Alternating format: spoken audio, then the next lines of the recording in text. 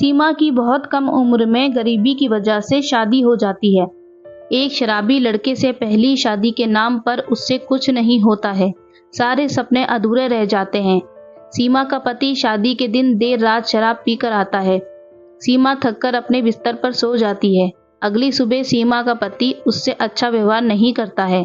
कुछ दिनों तक ऐसा ही चलता रहता है। एक दिन अचानक बहुत अधिक शराब पीने की वजह से सीमा के पति का देहांत हो जाता है। सीमा की जिंदगी जैसे कभी मोड़ ली ही नहीं। उसके सारे सपने आंखों में ही मर जाते हैं। सीमा की उम्र इतनी कम थी कि ससुराल में उसे रहना नहीं भाया और अपने माता पिता के साथ मायके में रहने लगी। 4 साल बीत गए। सीमा जैसे ख्वाब देखना ही छोड़ चुकी थी। तभी अचानक विमल नाम का एक लड़का सीमा की जिंदगी में आया। विमल नया नया सीमा के मोहल्ले में रहने आया और सीमा उसे पहली ही नज़र में भा गई। विमल एक बहुत ही समझदार और अच्छा लड़का था। सीमा के पिता ने विमल ने खुलकर शादी की बात की और सीमा के पिता ने तुरंत शादी की रजामंदी कर दी। यह जानकर कि सीमा की दूसरी शादी है, सीमा एक विधवा लड़की है, विमल को इस बात से कोई एतराज नहीं था। राजी खुशी शादी की तैयारियां हुई और सीमा की शादी विमल से हो गई। नम आंखों से सीमा ने अपने माता पिता से विदाई ली। सीमा और विमल गाड़ी में सवार होकर अपने घर जाने लगे। देर शाम हो गई। रास्ता काफी लंबा था। गाड़ी में मध्यम मध्यम म्यूजिक बज रही थी जो सीमा को काफी अच्छा लग रहा था। सीमा की आंखें फिर से सपना देखने लगी। उस रात एक नई जिंदगी की अचानक विमल की गाड़ी रास्ते में खराब हो जाती है। सीमा को बुरा महसूस होता है। सीमा को छोड़कर विमल गाड़ी से उतरता है और सीमा से कहता है, तुम गाड़ी में ही रहना, रास्ता सुनसान था। आगे जाकर गाड़ी ठीक करने लगता है। तभी अचानक सीमा जोर से चिल्लाती है। विमल जाकर पूछता है, क्या बात है सीमा, तुम इतनी जोर से क्यों आवाज लगाई?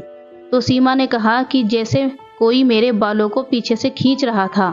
विमल ने कहा, नहीं, यह तुम्हारा भ्रम होगा, गाड़ी में तुम्हारे बाल फंस गए होंगे।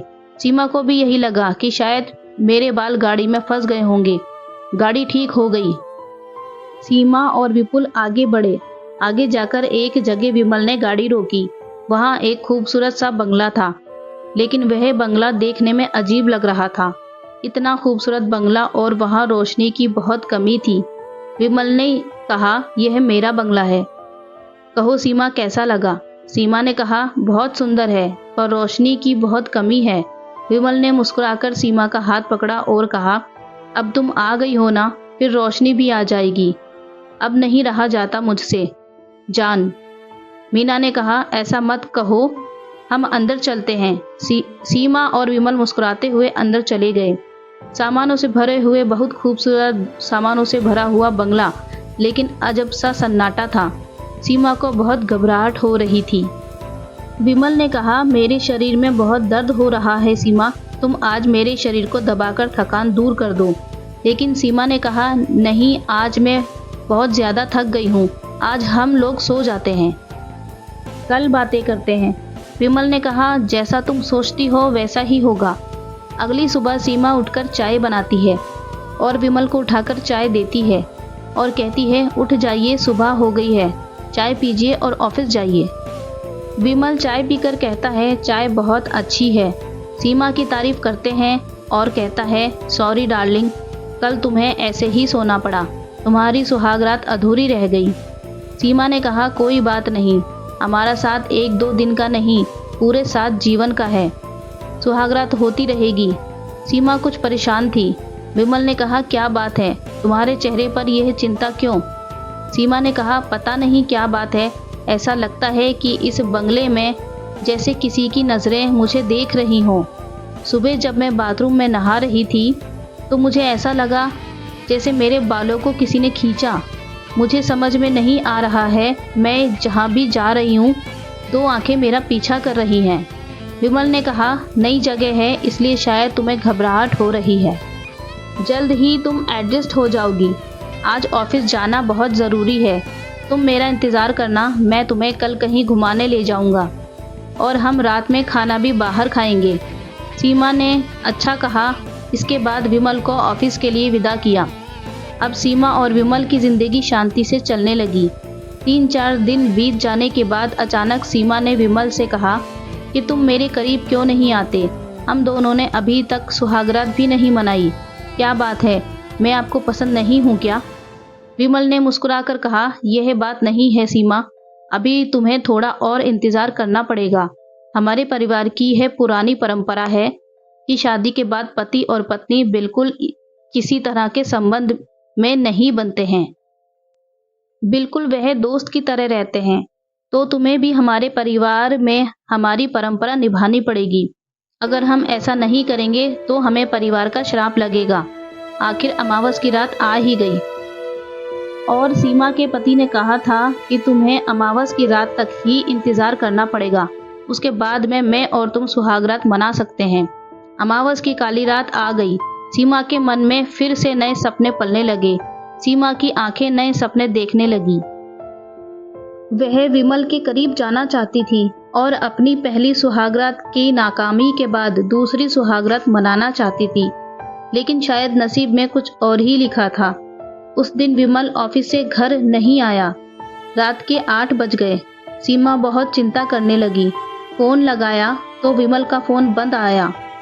सीमा और परेशान हो गई।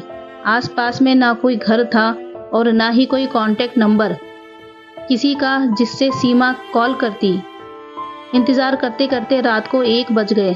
सीमा कब सोफे पर सो गई, उसकी आंख लग गई, उसे पता ही नहीं चला और इस तरह वह पूरी रात सोई रही। सीमा की सुबह जब आंख खुली, वह सुबह बहुत परेशान हुई। विमल को ढूंढने लगी। विमल का कहीं पता नहीं चला और विमल नहीं आया। सीमा बहुत परेशान हो गई और 3 दिनों तक सीमा विमल का घर पर इंतजार करती रही। उसे यह बिल्कुल समझ में नहीं आया कि विमल आखिर गया तो गया कहाँ। घर में एक बहुत बड़ा सा दरवाजा था जिसमें लाल कलर का ताला लगा हुआ था। विमल ने कहा था, जब मैं घर पर ना रहूं तो इस ताले को खोल सकती हो, मैं रहूं तो कभी मत खोलना। सीमा के मन में अजीब से प्रश्न चल रहे थे कि आखिर इस दरवाजे के अंदर क्या है। विमल 3 दिनों से कहाँ गया है? वह 3 दिनों से अकेले घर में क्या कर रही है? उसे अकेला रहते हुए भी अकेला क्यों महसूस नहीं हो रहा है? इस तरह के सवालों से वह घिर गया था। सीमा का मन आखिरकार यह चाबी तो ताले के बगल में रखी हुई थी। उस चाबी से दरवाजे का ताला खोल दिया। दरवाजे को खोलते ही सीमा के सामने वह दृश्य आया जिसकी वह कल्पना भी नहीं कर सकती थी। कमरे के अंदर विमल, उसके माता पिता के पूरे परिवार की बड़ी बड़ी तस्वीरें लगी थी और विमल की माँ विमल की जो तस्वीर थी उस पर एक बड़ी सी माला चढ़ी हुई थी जिसके नीचे विमल का जन्म और मृत्यु की तिथि लिखी हुई थी। यह देखकर सीमा अचंभित हो गई कि अगर विमल मर चुका है, विमल की मरने की तिथि 4 साल पहले की थी। विमल अगर 4 साल पहले ही मर चुका है तो ये कौन है जिसके साथ शादी करके 8 दिनों से रह रही हूँ?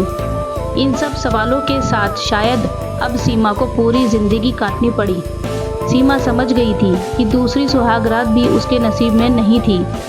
विमल कोई इंसान नहीं, एक आत्मा था जिसे सीमा बहुत ज़्यादा पसंद आ गई थी और उसने सीमा से शादी करके अपनी कामना पूरी की। सीमा बहुत खुश थी। एक कागजात के पेपर पर लिखा था कि वह पूरा बंगला सीमा के नाम पर किए हुए था और बहुत पहले ही लिखी हुई थी, इस लड़की से मैं इस डेट पर शादी करूंगा। सीमा समझ चुकी थी कि शायद ये बहुत अच्छी आत्मा थी जिससे शादी की, उसकी गरीबी दूर की। अब सीमा के पास बहुत सारे पैसे और बंगला था लेकिन पति नहीं था। सीमा ने विमल की तस्वीर के सामने कसम खाई कि वह कभी दूसरी शादी नहीं करेगी और तीसरी सुहागरात नहीं मनाएगी। यह दूसरी सुहागरात के साथ सीमा अपनी पूरी जिंदगी विमल के साथ, विमल की यादों में ही बिता देगी। दूसरी सुहागरात की ये कहानी आपको कैसी लगी? अपनी राय अवश्य बताएं, कमेंट करें। वीडियो पसंद आई हो तो लाइक करें, चैनल को सब्सक्राइब करें। Thanks for watching.